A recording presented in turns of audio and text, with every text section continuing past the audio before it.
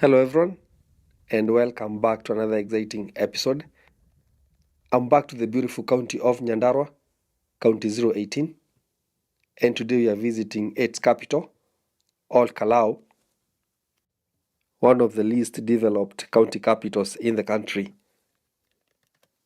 And there's one thing that almost everyone who visits the town for the first time seems to agree, that something is very wrong with Ol Kalou. I won't point fingers, you be the judge. Just watch and observe, and I want you to tell me at the end of the video what is missing here. We'll be hitting the town in less than a minute, but first, the old timer needs to stretch a leg as I show you something. Some beautiful lands here and there, quite flat and arable. I'm told it is the planting season here in Nyandarua County. On the other side, the beautiful Blue Mountains. That is the Aberdares, the longest mountain in the country, not the tallest. And the grey area over there, I'm sure you can see it. That's the rain, and it will be here in less than 30 minutes. I don't know whether you can see something down there. There is a modern civilization.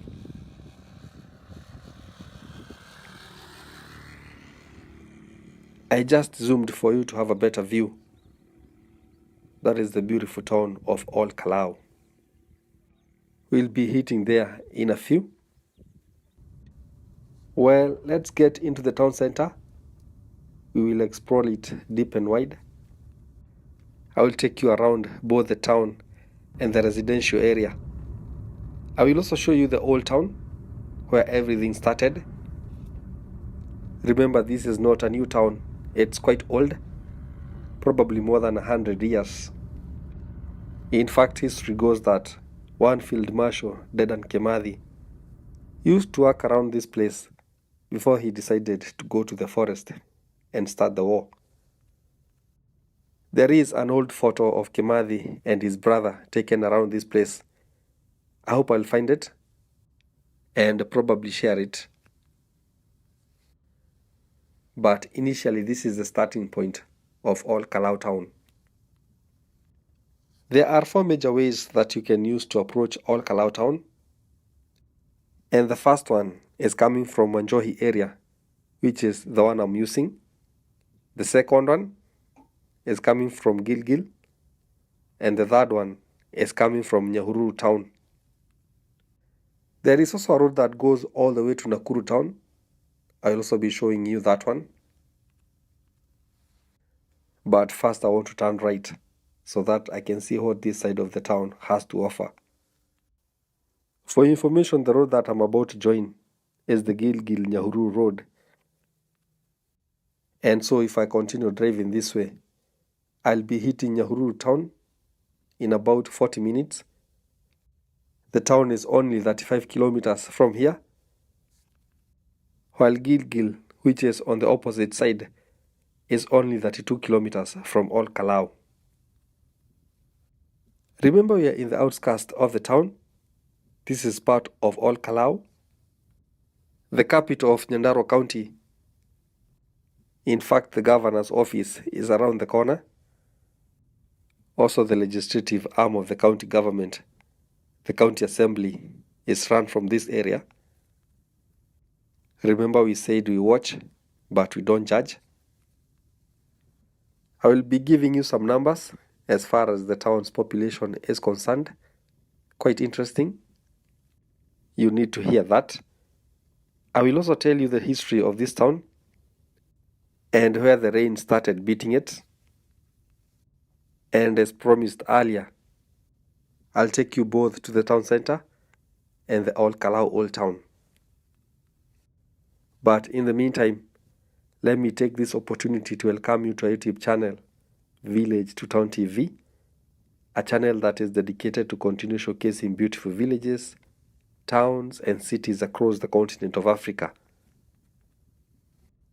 Thank you for the love and support you have continued showing Mr. Lone Traveler. I don't feel alone anymore. The numbers are growing crazy ways. And for those who are requesting for private videos through my WhatsApp number, which is on the screen, thanks to the Almighty, I have already cleared the backlog for this week. And this is how it works. Maybe there's a place you have some really good memories about. Probably you grew up there, or maybe your first love used to live there, or maybe it's your home area and you are far away from this country. So you just give us the details of the area and you leave the rest to us. Now back to the video, and I just turned around a few seconds ago. I want to go to the other side of the town since the Nyahururu side was not given. There's a lot of open, empty spaces, so let's try the Gilgil side and see what's up. Well, history goes that long time ago, when there were no counties and there were just districts. That is before the 2010 constitution. The capital, or the headquarters of the then Nyandarua district, was Nyahururu Town. If you have been to Nyahururu Town, I'm sure you will concur with me that the town is more developed than Ol Kalou. And so for years, most investors in Nyandarua County invested in Nyahururu, forgetting other towns like Ol Kalou, Jabini, and Engineer. But something happened in 2013 when devolution was implemented as per the new constitution. Well, a dispute emerged between Nyandarua and Laikipia counties, both claiming that Nyahururu was part of their land. And this dispute was triggered, of course, by the love for money. Remember, Nyahururu was a big town, so revenues in terms of taxes for the county government was guaranteed. Nyahururu is also a tourist attraction. Remember Thompson Falls, the tallest waterfall in the country, is in the town. And so both new county governments wanted part of the cake. After some years, the dispute was solved, and guess who lost? Your guess is as good as mine. Of course, the beautiful Nyandarua County lost, and they were left with no option but to go and start afresh. A new capital was needed, and that's how they settled on Ol Kalou. So one thing you'll notice is that most facilities here are brand new. For instance, you can see Ol Kalou Stadium on my left. It is under construction. You can see the Blue Gate on my left. In short, these guys were forced to build everything from scratch. Just name it. Stadiums, offices, and other infrastructures. A good case scenario. Imagine you marry this beautiful lady for 30 years and you have 6 kids. You take them all to beautiful schools, all the way to the university, and immediately you finish nurturing them and you're about to open a bottle of champagne to celebrate. A guy comes out of nowhere, take you to court, and claim the wife and the kids are his. And boom, you lose. And remember, by then you are an old-timer, just like Mr. Lone Traveler, and so you are forced to go back to the drawing board, get a new wife, and start all over again. I don't know whether that makes some sense, but that's exactly what happened to Nyandarua County as far as Ol Kalou as the capital is concerned. Well, I'm sure you can see the whole town from this side. It's quite beautiful. You can see it entirely, but I want to step outside and get a nice clear shot of this view.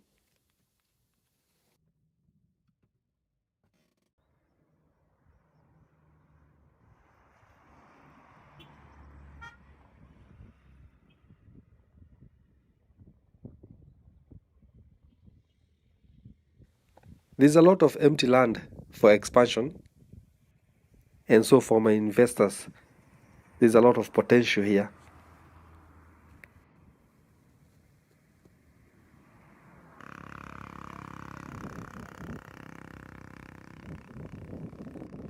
You can see the beautiful Aberdares mountain up there.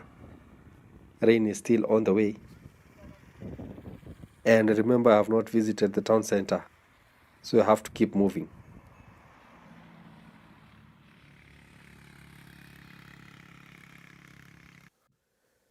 It's a beautiful day here in the town of Ol Kalou, the capital of Nyandarua County. I'm definitely having a good time, although the rain is threatening Mr. Lone Traveler. It's April 2025, 18th. Happy birthday to my big brother, Steve Mutumbu, all the way from the United Kingdom. Now you are becoming a real old-timer. I'm also reminded it is a Good Friday. Special shout out to all my Christian brothers and sisters. Enjoy to the maximum and be careful during these Easter holidays. Well, I'm looking for a way to get to the interior part of the town, and I can see one here on my left. We want to see what this side of Ol Kalou looks like. Well, it is clear that the human traffic in the town is not that big, which raises some red flags as far as businesses are concerned. I can see the town's bus terminus right across. Not as busy as we had expected. I can see the town is almost empty, and it's around 12:30 p.m. I wonder where is everyone. Remember, the high human traffic speaks volume about a place in terms of business opportunities, as a higher number of people provides a readily available market for the existing businesses. But it seems like this is not the case in Ol Kalou.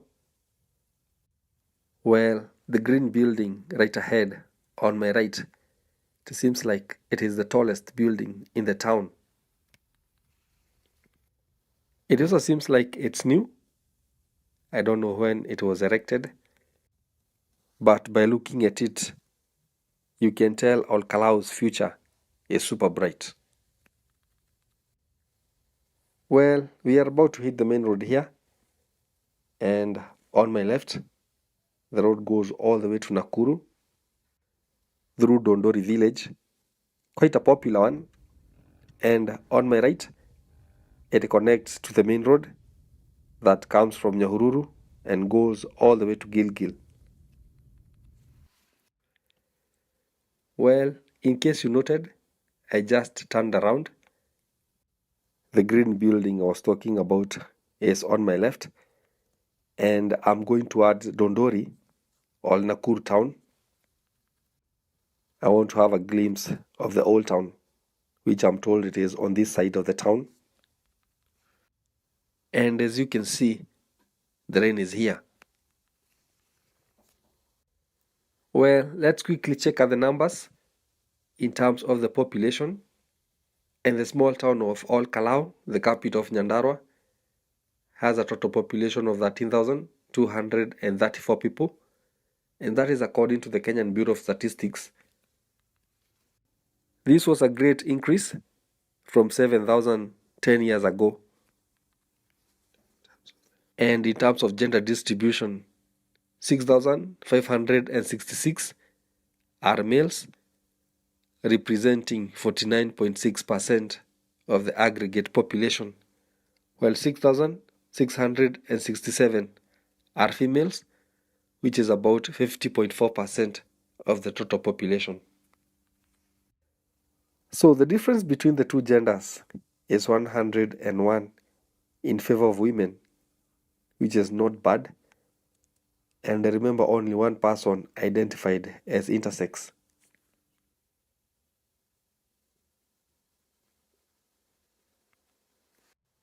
I want you to look at the buildings on my right. I'm sure you are noting that they are a bit old. The same also applies on my left, and although they are painted, you can easily tell that most of them are more than 50 years old. And for many years, this was the face of Ol Kalou Town. Well, I know some of you are wondering, like, why the town has such a small population, and yet it is one of the biggest towns in the county. In fact, it is the headquarters. Something somewhere is not making sense. But I think the best explanation is that, well, Nyandarua County is one of the least urbanized counties in central Kenya. Most people in the county are villagers, meaning that, for lack of a better term, they live in upcountry. Well, according to the Kenyan Bureau of Statistics, urbanization in Nyandarua County is only 8.9%, meaning that out of 100 people you meet, only 8 of them live in urban centers. This is quite low. You can compare it with other counties in the region. Urbanization in Kiambu County is at 60.8%, meaning that out of 10 people you meet in Kiambu, 6 of them live in towns. Murang'a comes second with 36.3%, followed by Nyeri at 34.7%. This means that Nyandarua average is below the country's average, which is 32.3%. Well, I want to turn right so that I can go deeper to the residential part of the town. We want to see how people here live. It is also good to know that urbanization does not directly mean economic empowerment. For instance, I'm sure most of you can agree with me that at 8%, Nyandarua is the most, or it is one of the least urbanized counties in the country. But hear this. According to the World Bank, Nyandarua County is the fastest growing in Kenya, with a GDP growth of 10.6% as of 2022. That tells you that the county's economy is growing with a double digit. I stand to be corrected, but I don't think there's any country in Africa that is growing with a double digit rate. Another thing you should note is that Nyandarua is the fifth richest county in Kenya by GDP per capita, with a GDP per capita of $2,482. Well, for my people who are not well acquainted with economic jargons, this simply means that if you take the entire county's wealth, which is estimated at $4.6 billion, and divide it with the number of people living in the county, each person will get $2,482, which is the GDP per capita. I want to take you to the real estate segment so that we can know the cost of land or the cost of renting apartment in town. But before then, I have a surprise for you. I'm just curious. Have you ever seen the flag for Nyandarua County? There we go. Tell me what do you think about it on the comment section down below. Is it a hit? Is it a miss? Just tell us on the comment section and we'll appreciate. In terms of the real estate, I saw a plot of land measuring 50 by 100, which is an eighth of an acre, going for 1.7 million Kenya shillings. I saw another one, also in town, going for 1.8 million shillings, that is in Kenyan currency. And the main catch was This plot touches the tarmac and they are in the city center. I also saw another plot in the residential areas around Ol Kalou, and it was going for 700,000 Kenya shillings. Of course, you know the difference results from the fact that one is a commercial plot and the other is a residential plot. Hello everyone, I'm making my way to Kiambu Town, which is the capital of Kiambu County, and it is only a few kilometers from the national capital, Nairobi. Actually, it is only 16 kilometers.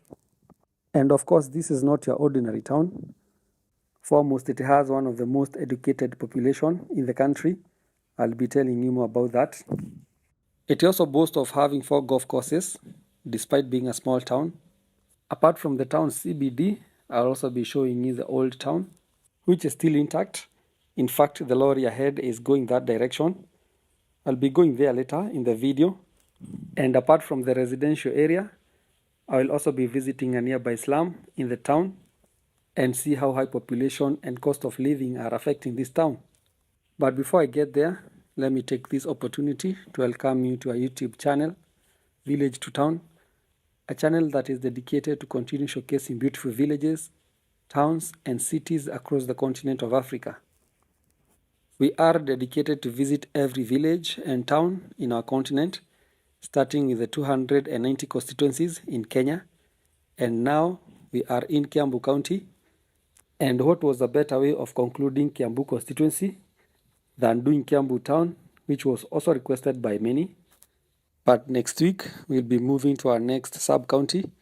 So if you have not yet subscribed, make sure you do so, which is absolutely free. We want to visit and document every village and town, whether small or big, including where you come from. So make sure you subscribe so that we can visit this beautiful country together. Now back to the video, and we are approaching the town center, and Kiambu Hospital is on my right. I wanted to show you, but they don't allow personal cars to get inside unless you are having a very sick patient. And this is because the facility is quite congested, which results from the fact that it is in the town center.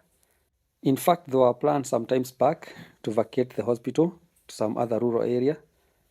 I don't know what happened to the plan, but probably the government bureaucracy or too much politics on the issue.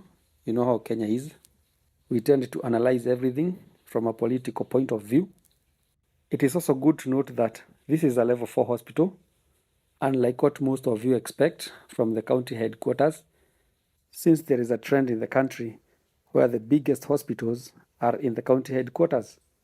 But this is not the case for Kiambu County, as the biggest hospital is in Thika Town, which is Thika Level 5 Hospital, which is only one step behind the national referral hospitals such as Kenyatta National Hospital.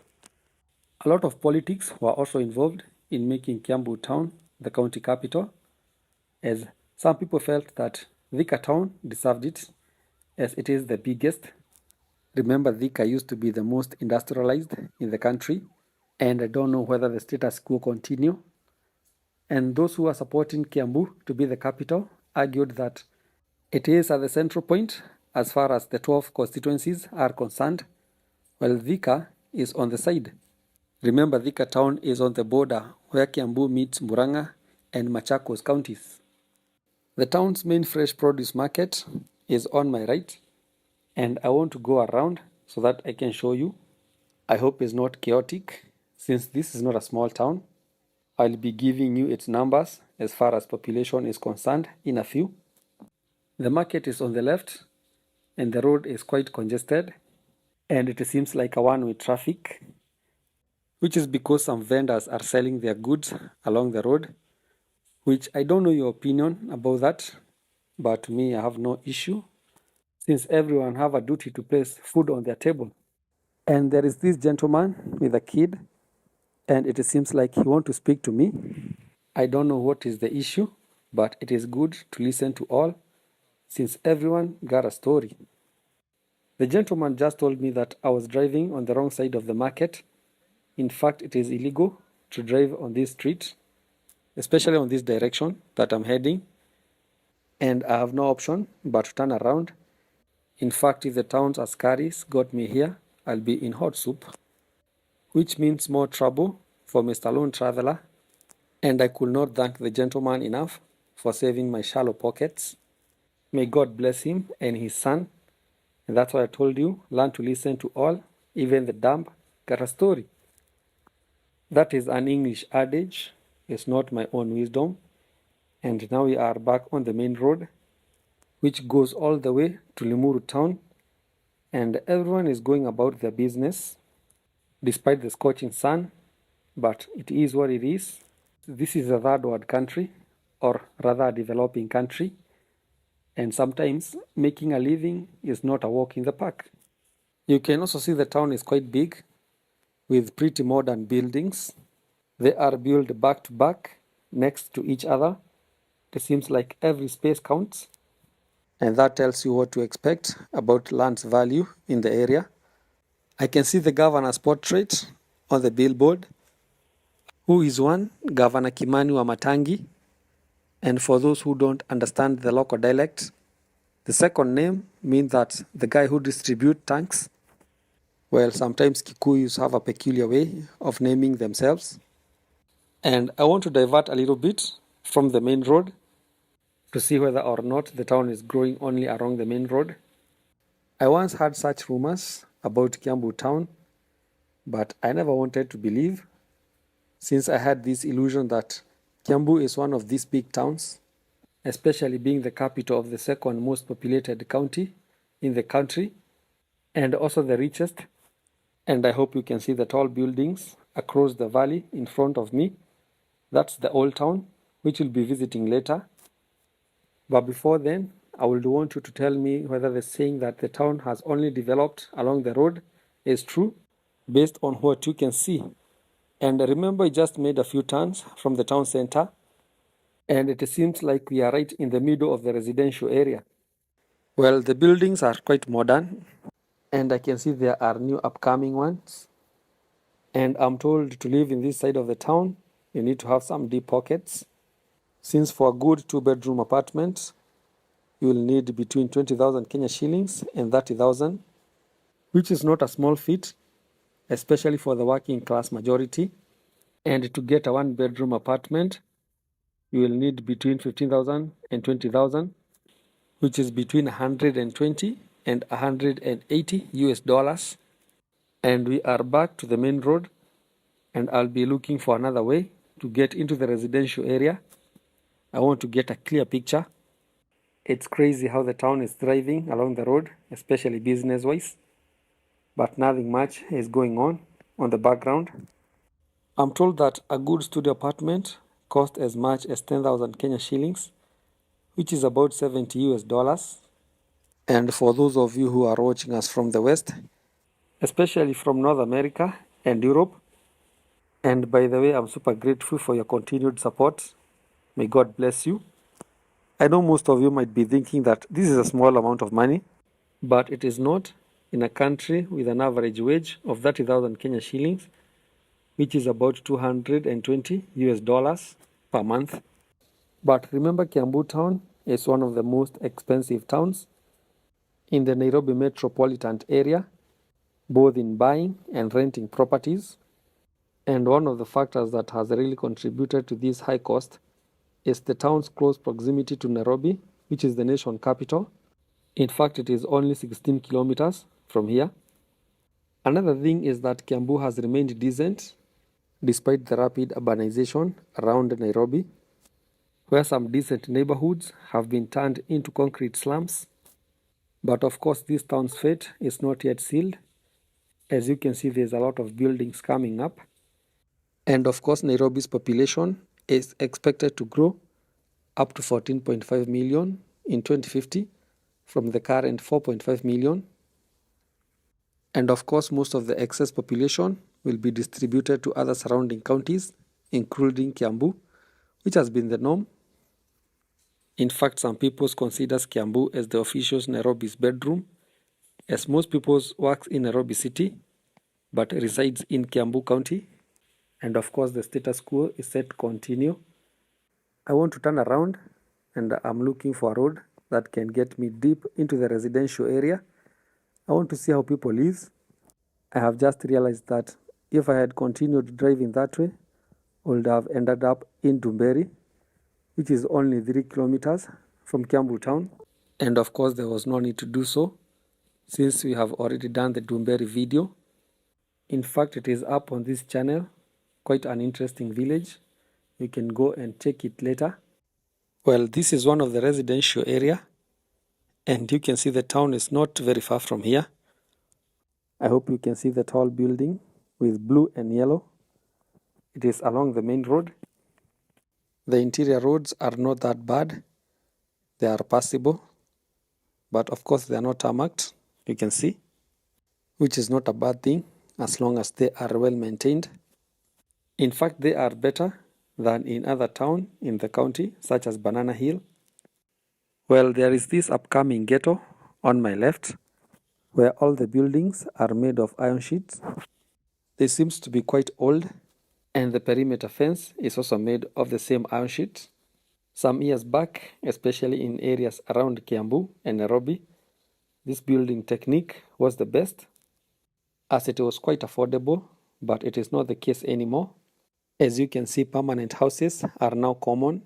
There is another upcoming ghetto on my left. I want to show you. Wow, it feels awkward, especially when you see the tall modern buildings in the background. It feels like the town is on the verge of becoming a concrete jungle or a slum.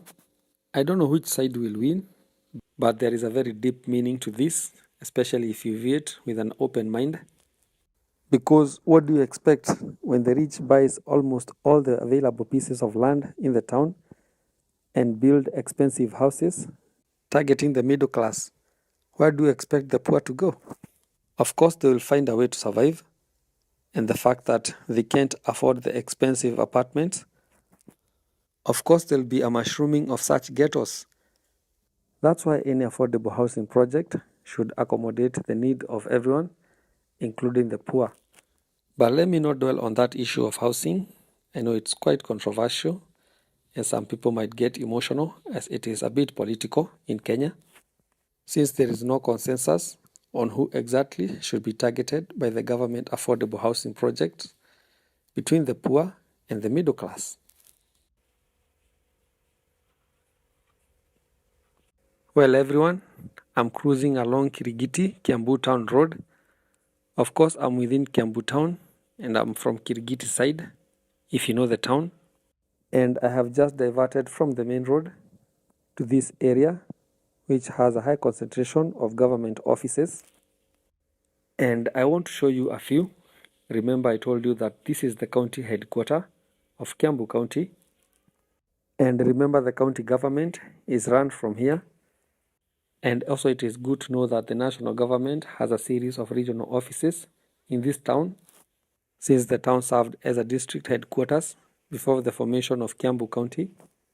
And now in front of me is the county commissioner's office, who is responsible for the national government affairs at the county level, such as security issues and pressing for the president's agenda. And on this side is Kiambu County Assembly. The writing is on the wall. This is where the county's legislative work takes place. And remember, the county has a total of 60 wards, which is quite many, especially when compared to other counties in Kenya. For example, Meru County has 30, plus other nominated members, especially for the affirmative action. And therefore, Kiambu County Assembly is a busy place. And this other place I'm approaching on my left is the County Birth Certificate Office. In fact, there's always a lot of people, especially on weekdays in this area. And so if you ever need a birth certificate or a death certificate on that matter, this is the place to be. It is right opposite Kiambu Station. Of course, I'm not only your tour guide, but I'm also your plug. And as you can see, I'm going to the main road, the famous Kiambu Road, which goes all the way to Limuru Town. And my destination is Kiambu Old Town, which is on the other side of the road. Most locals here refers to the Old Town as the Indian Bazaar or kwa Hindi, which means that Kiambu Town is highly associated with the Indian community, which were among the pioneers in this small town. But before we get to the old town, let me give you a few demographic facts about Kiambu Town. And the town has a population of 8,015 people. 3,773 are men, while 4,240 are women. Well, there is quite a big gap there in favor of women, which is quite normal. The town also has 2,562 households. And in terms of population density, Kiambu Town has a total of 5,769 people per square kilometer, which is quite densely populated. In fact, it is the highest in the neighborhood, and it is even more higher than that of Kiambu constituency, which the Kenya National Bureau of Statistics estimate at 1,483 people per square kilometer. I also think that it is good to give you the numbers of Kiambu sub-county, which is home to Kiambu Town, and the sub-county, which is also a constituency, has a total population of 145,000 people. 69,000 are men, while 76,000 are women, and there are a total of 48,816 households, making it one of the most densely populated sub-counties in the country. There's something I want to show you on my right, which is Kiambu Prison, which is the main prison in the area. And the fact that the prison is right in the middle of the town is something that has been highly debated in the country, since it is the case for most towns in the country. And some people feel like such institutions are wasting prime land and they should be relocated to interior parts of the county to give more room for the building of modern infrastructures in towns, such as stadiums and hospitals. I would really want to know your thoughts about the issue.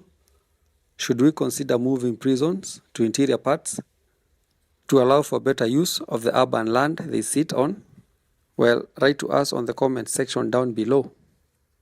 Well, we are just entering the old town, and the road that we have just passed a few seconds ago on my left goes all the way to Karori town. In case you never knew, you can also use the road to go to Limuru, and that tells you that there are two routes that can take you to Limuru from Kiambu Town. And this is the old town. It is where everything started, and the town was started during the colonial era by the Hoyts, the Indians who had been brought here in big numbers by the British government from India to assist in the building of Mombasa-Uganda Railway. Took a lot of interest in this area after the completion of the railway line. They established themselves as serious business people in this old town, and that's how the town ended up being called the Indian Bazaar. Some new buildings have been built to replace the old one, but most plots remain with the old buildings. You can see the town looks quite old, especially when compared to the main town that we have just visited. By looking some buildings, it feels like I'm moving back to the 1960s and 70s. But of course it is evident that the old town has managed to keep up with the new town as business is thriving here. The town is quite busy, which is quite fascinating for a town that has already been replaced by a newer version. You can see that these buildings on my left have seen better days. Another thing that I found quite fascinating before coming here about this area is how Kiambu Town got its name. And as I was doing my research, I found that there are two versions of the source of the name. And one version went that Kiambu in Kikuyu language, which is the primary language spoken by most people here, means a place of shouts, the kind of shouts that people make when they are in distress, meaning that the area was quite chaotic. And remember, the town and the county shares the same name. The other version stated that the term Kiambu comes from the term buu, which is the white substance you see when you blow wood ash or any kind of ash, including from an active volcano.